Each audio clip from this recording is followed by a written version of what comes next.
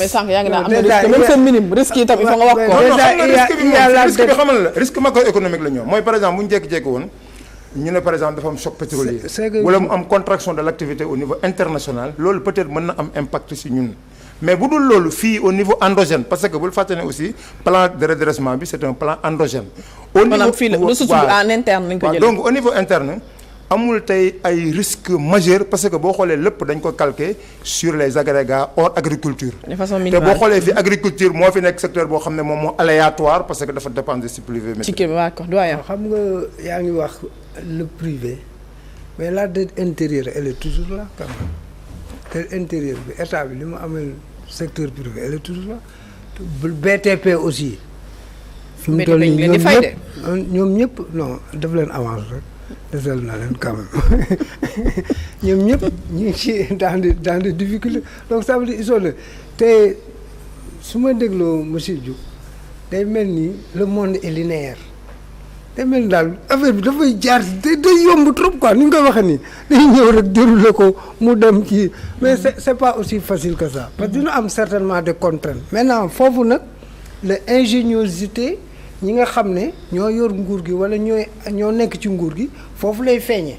parce que les obstacles sont faits pour être franchis certainement il y aura des obstacles parce que la vie elle n'est pas linéaire. chaque fois di nga jànkonte ay obstacles ak yooyu nañu fexe ba obstacles yooyu ñuy taseel ñu fexe ba surmonter ko man foofu laa leen di xaare mais lii muy wax nii dans l'idée c'est l'idéal quoi. Mais l'économie aussi ce n'est pas toujours l'idéal mais c'est le réel. lu ñuy dund la quoi donc ak paramètres yi war a ñëw yëpp di intervenir dans le jeu économique je crois que en tant que économiste moom mi xam na li mu koy wax. waaw mais xam nga plan de redressement bi dafa prospectif moo tax ba bon li nga wax dëgg la quoi que les choses ne sont pas linéaires mais dafa prospectif ba nga xam ne bon prospective bi analyse prospective bi mooy jël na en compte les aléas mooy aléas yi nga xam ne c'est possible. Au niveau des différents axes de redressement parce que dafa am ay redressement à la baisse ak ay redressement à la hausse ou même des injections de liquidité dans certains domaines boo xoolee kii bi à la baisse bi mooy par exemple la taille de l'État loolu xam nga c'est peut-être un ajustement à la baisse boo jëlee par exemple les surfacturations secteur privé bu fekkee ne ñoom dañ doon am soit collusion wala concussion ak administration bi di mën a gagner ay marchés publics yoo xam ne dafay am ay surfacturation te surfacturation bi premier ministre wane na ne am na ay études yi révélé ne pour le cas de l'Afrique on est plus de 18% de surfacturation dans les marchés publics xam nga loolu lu muy signifier mooy que loolu gain la woon ci secteur privé bi te bu ñu dawalee affaire yi rigoureusement lutter contre ces surfacturations peut-être mais loolu c'était indu c'est-à-dire secteur privé loolu boo ko gagné aussi waruloo ko gagné. Donc bu ñu mettre en place benn système pour li nga doon gagné noonu indûment ñu nanguwaat ko dina la metti peut-être même di nga teg ay mesures pour loolu bañ a am. Mais bu fekkee ne mesures yi ñu wax par exemple la mise en place de la centrale kii bi mooy. waaw pour les marchés publics. Bon c'est vrai que loolu faisabilité bi yombewul comme ni ñu koy waxee nii. parce que loolu dafay nécessiter d'abord nga am agence boo xam ne moom moo koy toppatoo. wax na déjà ne bu dee yenn kii garaawul mais bu dee les mobiliers les fournitures et tout ça. C'est pas aussi facile que ça parce que DMTA mi ngi fi rek mais loolu tey boo ko joxoon tey moom mënu ko à moins que nga renforcer ko donc c'est vrai que c'est pas linéaire mais il y a de la prospective dans le plan de redressement il y a aussi des scénarios moo tax ba léegi premier ministre il dit que batterie de mesures yi nga xam ne moom moo nekk ci biir plan bi am na ci yoo xam ne ba léegi moom sax ak équipe am conseil mi pareeguñ ci am na yoo xam ne soumettre nañ ko donc à la validation du président de la République parce que am na yoo xam ne aussi dafa sensible par exemple boo xoolee ci kii bi ci lu muy wooyee mooy le recyclage d'actifs mooy le foncier bi ñu jël par exemple sur les bases militaires des Français. waaw ñu bari ñu ko ci ñaan nañu waru ko woon wax en public. bon non war na fii moom non xadi non xam nga soxna xadi Sénégal nag dañoo toll ci ère vérité ak transparence c'est-à-dire amul lu ñuy nëbb xoolal Donald Trump président des États-Unis day toog nii ñëpp war ko muy wax les secrets les plus sensibles des États-Unis da koy wax ñëpp ñu koy dégg donc vraiment que ça soit des bases militaires bon c'est vrai que militaire c'est un peu sensible armée bi mën nañu am seen ay propres objectifs mais armée bi dañoo war a xam ne ñoom aussi ci état lañ nekk. que loolu patrimoine état Sénégal la te état Sénégal moo war a décider de l'affectation qu'il va en faire mais li ci gën a neex mooy premier ministre ne du ñu def ay sessions définitives ay sessions partielles la ñuy def wala temporaire xam nga session temporaire wala partielle mooy soit benn partie bi la ñuy jaay wala temporaire mooy dañ koy def bàyyi wala location donc mën na ñëwaat ci patrimoine état donc ce qui veut dire que état bi du ñàkk dara. te loolu nga am ko régler le problème global du Sénégal comme ni ko grand bi waxee léegi nga régler appui au ménage mooy ménage yi xam nga am nañ ay difficultés. par exemple le prix des denrées de première nécessité mën nañoo kon ne jàppale ménage yi ba prix yi wàññeeku. mooy affaire sociale affaire logement yi et tout ça mooy les bourses de sécurité familiale war nañ ko mën a yokk parce que montant bi ñuy def nii bon c'est vrai que c'est symbolique mais c'est un montant war nañ leen mën a jox montant yoo xam ne buñ leen ko joxee ba un certain moment rek ñoom dañ leen di exclure donc si registre bi. parce que bourse de sécurité familiale kay mënu ko jox nit abadan. non dañ la koy jox 3 ans. ñu génne la si registre des personnes vulnérables yow léegi nga demal sa bopp. nga am autonome parce que suppose que 3 ans vraiment tu as assez économisé. pour mën a teg loo xamante ne nga am sa autonomie. mais aussi man faisabilité mooy suppression ak fusion wu yenn agences yi comment ça va se faire. est-ce que lu indi ay frustration aussi. non c'est pas trop méchant man quand même loolu c'est des activités que j'ai eu à faire dans d'autres pays. dëgg la koo xam ne da nga amoon sa salaire nekk ci sa bànneex te peut-être amoon benn njëriñ ci benn structure bu ñu defee fusion y a des risques pour peut-être yow doo mën a survivre mais xam nga nag njëriñu collectif c'est-à-dire intérêt général.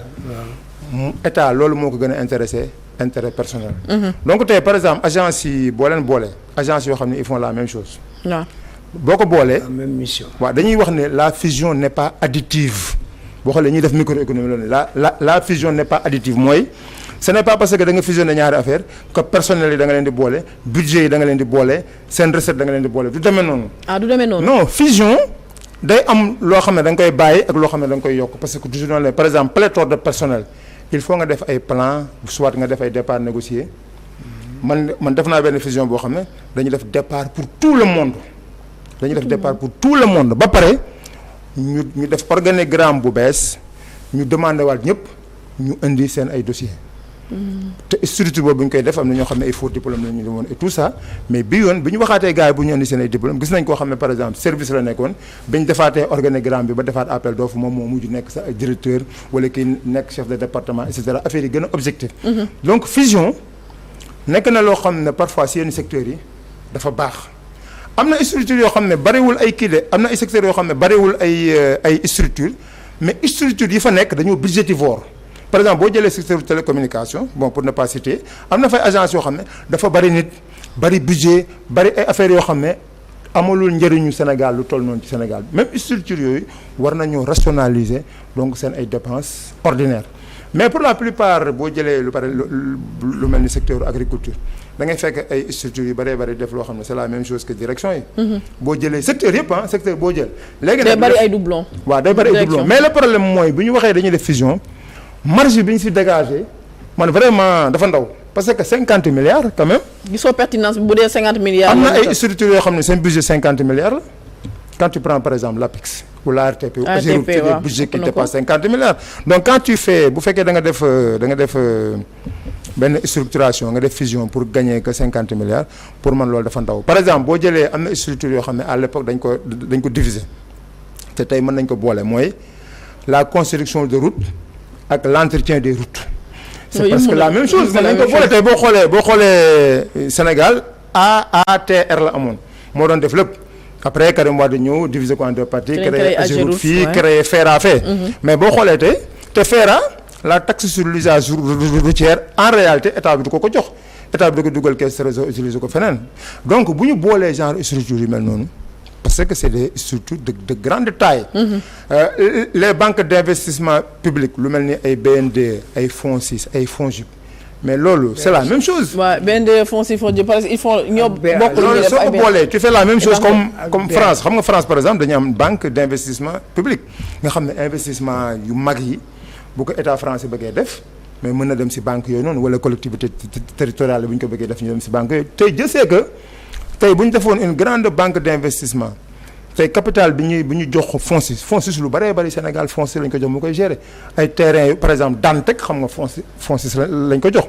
xaalis bi ñuy gagné tey ci hydrocarbures yi mooy les 75 milliards yoo xam ne dañ koy am nii ren par exemple ci budget 2025 bi ci pétrole beeg yooyu presque lu ëpp plus de 40 milliards yi fonds lañ koy jox boo jëlee CDC aussi les dépôts et les cautionnements xaalis la yoo xam ne c'est les banques de l'État. mais nag dañ ko war a def banque publique d'investissement nga xam ne bu ñu réaliser suñu PIP le programme triennal d'investissement public ba recenser un certain nombre de projets au lieu ñuy dem ci bailleurs yi ñu xool nan lañ koy financer avec la banque d'investissement public ba pare mooy li ñuy wax par exemple le transfert en capital sur ressources propres ñu dem ci banques yi nekk fii bi Sénégal bu fekkee ne nag doyul ñu doog a dem ci banque internationale yi ak coopération multilatérale ak coopération bilatérale. est-ce que boo gisee lii ñu wax ne est-ce que ko ni nga comprendre résumé bi nga xam ne le premier ministre def na ko dinaa on n'a pas besoin ci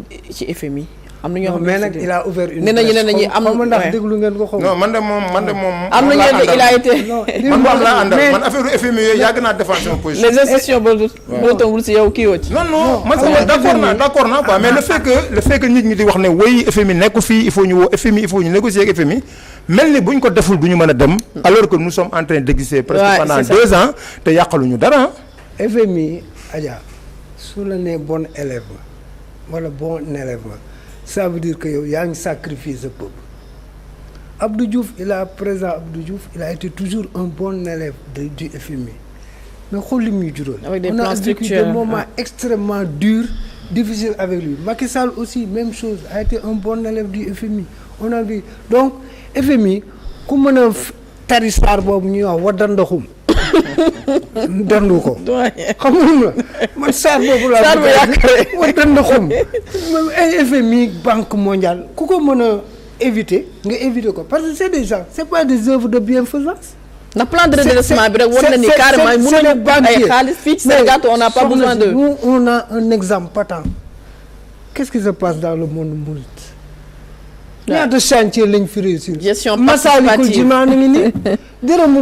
étranger dugg fa Sénégal yi ci bopp ñoo ko cotiser c'est ça te coow jibul la mosquée de Touba 140 francs lañ doon cotiser donc ça veut dire on a un exemple patent pour des affaires souverainisme rek Sëñ Touba mi ñuy waaj a màggal le 13 août inchallah wane na yoon bi souverain du moom sa bopp moom mën a sa bopp Adja donc ci loolu war nañu parce que boo xoolee ci affaire yu bëri bu ñu toogee nii ñun Sénégal yi rek ñu dajaloo xoola keer 86 jaaykatu gerte caaf bi ñëpp ngi waxtaan waaw ñëpp dañu ba yooyu sursaut national moo tax bu ñu ko débat dooree gars yi dañoo laaj remboursement waaw xam nga parce que loolu moo ci neex parce que population bi ku nekk dugal sa dërëm sa ñaar dërëm ku nekk dañ ci am dem redevable ku day bëgg yëf yi marché moom bi mu njëkkee ñëw Chine dafa wax gars yi ne leen 100 ans de sacrifice pour 1000 ans de bonheur àgguñu sax ci 100 ans yi ñun tamit on a besoin de quelques années de sacrifice pour des années des milliers d'années de bonheur te su boobaa sax ñëpp ay souhaité mu réussir na ko ne sama dërëm dugal naa ko ci loolu c'est possible hein parce que rien de nouveau ne se passe en léegi yow loolu day dépendre ci détermination effectivement ak organisation parce que on a assez de ressources on a l'expertise xam nga lan moo ñu tax mënuñu woon dem ba léegi la malgouvernance tout à fait ak le manque de transparence mbir yi mës a leer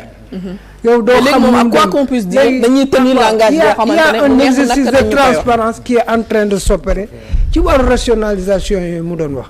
rationalisation mu il faut mu am c'est inévitable pourquoi pour 2 raisons bu njëkk bi mooy c'est une demande sociale Sénégal yi ñoo laaj loolu beneen mbir mi aussi ça a été une promesse électorale te gis nga Adja yaa ngi wax sànq ay frustration àdduna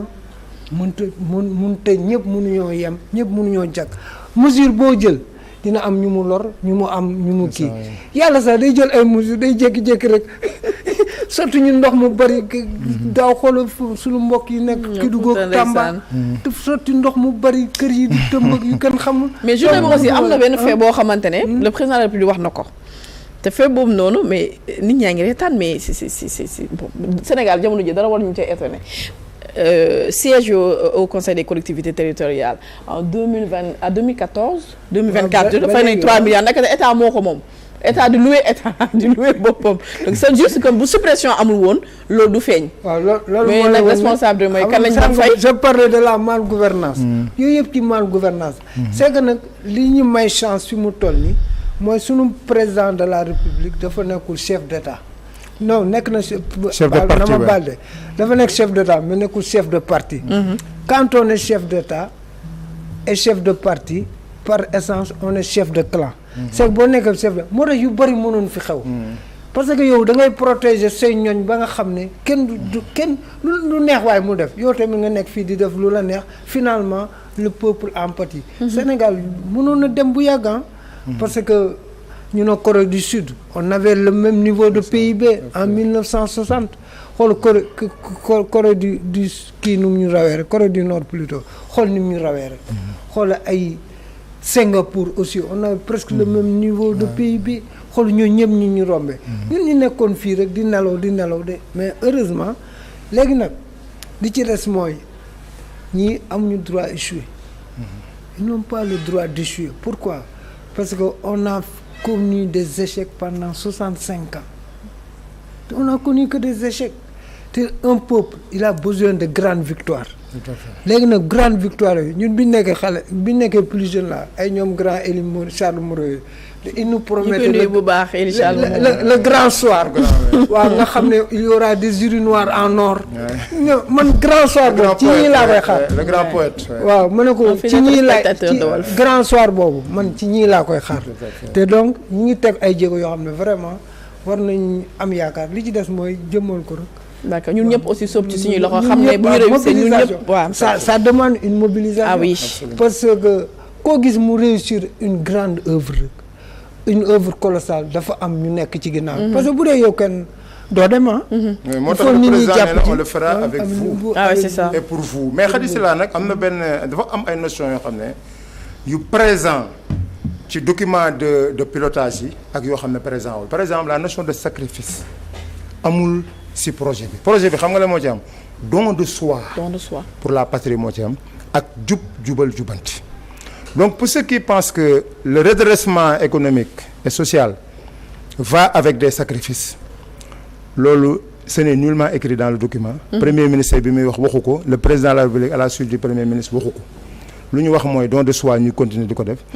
jubal jubanti boo xoolee lutte contre la corruption lutte contre les surfacturations et cetera mais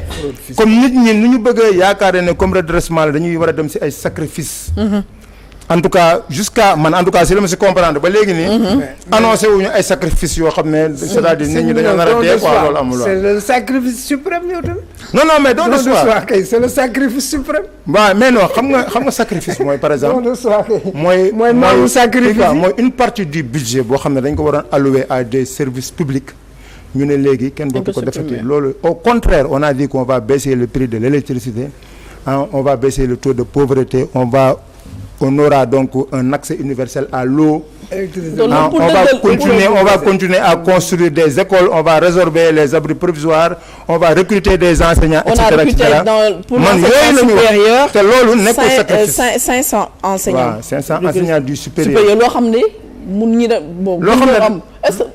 am 10 ans sax duñ ko def. waaw c'est ça aussi di wax ne ñu bëri dañoo ne woon bourse familiale bi dañ koy supprimer. au contraire ne dañ koy yokk. dañ koy yokk li wax ni Macky en 10 ans de 2015 à 2025 a recruté 400 enseignants dans le supérieur. de formation professionnelle en 10 ans. tu vois. En 10 ans ñii même pas en 3 ans jël nañu 500. enseignement en un an sax laay wax formation professionnelle aussi le ministère de la formation professionnelle ne dina recruter 200 enseignants alors mbégte la woon ci ñun dina tali ils vont vers 1500